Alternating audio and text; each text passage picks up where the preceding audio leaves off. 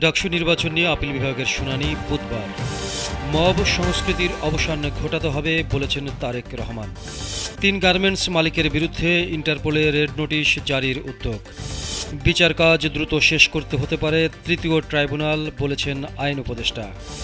সমন্বয়কদের গ্রেপ্তার নিয়ে বিস্ফোরক তথ্য দিলেন রাজসাক্ষী মামুন। দাম কমল এলপি গ্যাসের বলেছেন বিইআরসির চেয়ারম্যান জালাল আহমেদ। বিভিন্ন বিশ্ববিদ্যালয়ে বিক্ষোভ, অস্থিরতা। আফগানিস্তানে ভূমিকম্প, নিহতের সংখ্যা বেড়ে 1400 ছাড়ালো। যুক্তরাষ্ট্রের পণ্যে শুল্ক শূন্যে নামিয়ে আনার প্রস্তাব দিয়েছে ভারত বলেছেন ট্রাম্প। বিসিবি পরিচালক পদে নির্বাচন করবেন আমিনুল ইসলাম বুলবুল। ঢাকা বিশ্ববিদ্যালয়ের কেন্দ্রীয় ছাত্র সংসদ ডাকসু নির্বাচন নিয়ে আপিল বিভাগের পূর্ণাঙ্গ বেঞ্চের শুনানি আগামীকাল বুধবার হবে। মঙ্গলবার আপিল বিভাগের চেম্বার বিচারপতি ফারা মাহবুব এ বিষয়ে আদেশ দেন। দেশব্যাপী চলমান মব সংস্কৃতির অবসান ঘটানোর উপর জোর দিয়েছেন বিএনপির ভারপ্রাপ্ত চেয়ারম্যান তারেক রহমান। তিনি বলেছেন, নতুনভাবে আবির্ভূত এ মব সংস্কৃতির অবসান ঘটাতেই হবে, কারণ এটি আইন বহির্ভূত একটি হিংসাত্মক আচরণ যা জনমনে ভীতি ও আতঙ্ক তৈরি করে। বেআইনি এ মব সংস্কৃতি যে কোনো উপায়ে বন্ধ করতে হবে। শ্রমিকদের ন্যায্য পাওনা আদায়ে মালিকপক্ষের গাফিলতি ও দীর্ঘদিন বিদেশে অবস্থান করার অভিযোগের প্রেক্ষিতে 3টি গার্মেন্টসের মালিকের বিরুদ্ধে ইন্টারপোলে রেড নোটিশ জারির উদ্যোগ নিয়েছে সরকার। আন্তর্জাতিক অপরাধ ট্রাইব্যুনালের বিচার কাজ আরও গতিশীল করতে তৃতীয় ট্রাইব্যুনাল গঠনের সম্ভাবনার কথা জানিয়েছেন আইন উপদেষ্টা ডক্টর আসিফ নজরুল। মঙ্গলবার সকালে ট্রাইব্যুনাল পরিদর্শন শেষে সাংবাদিকদের সঙ্গে আলাপকালে তিনি এ তথ্য জানান।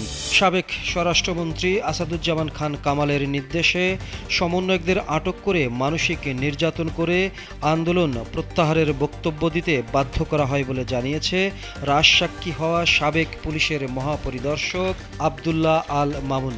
মঙ্গলবার আন্তর্জাতিক অপরাধ ট্রাইব্যুনাল 1-এর চেয়ারম্যান বিচারপতি মোহাম্মদ গোলাম মর্তুজা মজুমদারের নেতৃত্বাধীন বিচারিক প্যানেলে ক্যামেরা ট্রায়ালে জবানবন্দি দেন তিনি। ভোক্তা পর্যায়ে কমানো হয়েছে বেসরকারি খাতের তরলীকৃত পেট্রোলিয়াম গ্যাস এলপিজির দাম।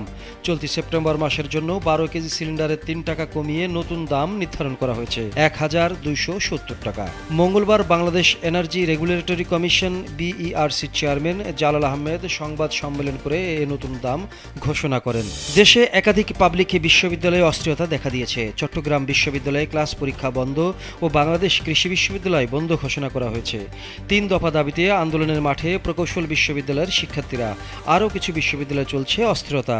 আফগানিস্তানের পূর্বাঞ্চলীয় কুনার প্রদেশে আঘাত হানা এক শক্তিশালী ভূমিকম্পে নিহতের সংখ্যা 1400 ছাড়িয়েছে। আফগান সরকারের মুখপাত্রের বরাত দিয়ে রয়টার্স জানিয়েছে, এই প্রাকৃতিক দুর্যোগে এখনো পর্যন্ত কমপক্ষে 3251 জন আহত এবং 8000-এর বেশি বাড়িঘর ধ্বংস হয়েছে। ভারত যুক্তরাষ্ট্রের পণ্যের উপর শুল্ক শূন্যে নামিয়ে আনার প্রস্তাব দিয়েছে বলে মার্কিন প্রেসিডেন্ট ডোনাল্ড ট্রাম্প জানিয়েছেন। এছাড়া ট্রাম্প বর্তমান বাণিজ্য অচলাবস্থাকে সম্পূর্ণ একপাক্ষিক বিপর্যয় বলেও মন্তব্য করেছেন। ভারতীয় পণ্যে গত সপ্তাহ থেকে 50% মার্কিন শুল্ক বসানো হয়েছে, যার মধ্যে 25% জরিমানা যুক্ত হয়েছে দিল্লির রাশিয়া থেকে তেল আমদানি বন্ধ না করার কারণে। ট্রাম্পের সাম্প্রতিক মন্তব্যে ভারত কোনো প্রতিক্রিয়া জানায়নি। বাংলাদেশ ক্রিকেট বোর্ড বিসিবির আসন্ন নির্বাচনে পরিচালক পদে প্রতিদ্বন্দ্বিতা করার ঘোষণা দিয়েছেন বর্তমান সভাপতি আমিনুল ইসলাম বুলবুল। আগে নির্বাচন না থাকার ইঙ্গিত দিলেও এবার সরাসরি প্রার্থী হওয়ার কথা জানালেন তিনি।